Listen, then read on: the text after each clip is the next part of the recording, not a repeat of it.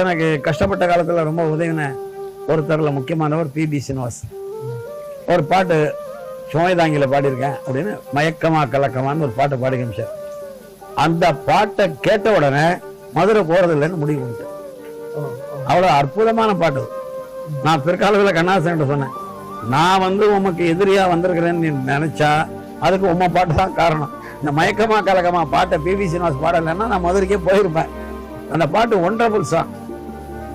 நீங்க யோசனை பண்ணி பாருங்க. ஒரு நம்ம மாதிரி வாழ்க்கையில ஒன்றும் வெற்றி அடையாம எதுலையும் சக்சஸ் ஆகாம மனம் ரொம்ப தொய்ந்து நைந்து போய் இருக்கிற ஒரு ஆள் அப்படின்னு வச்சுக்கோங்க. நீங்க கேட்குறீங்க அவனை மயக்கமா கலக்கமா மனதிலே குழப்பமா வாழ்க்கைகள் நடக்குமா? ஆமா ஐயான்றீங்க. வாழ்க்கை என்றால் 1000 இருக்கும். இந்த செயின் ஆஃப் தாட் ஒரு பாட்டு எழுதினா எப்படி எழுதுனாங்கிறதுக்கு உதாரணமா எடுத்துக்கணும். கண்ணாசன் பாட்டு மயக்கமா கலக்கமா கொஸ்டின்ஸ் யூ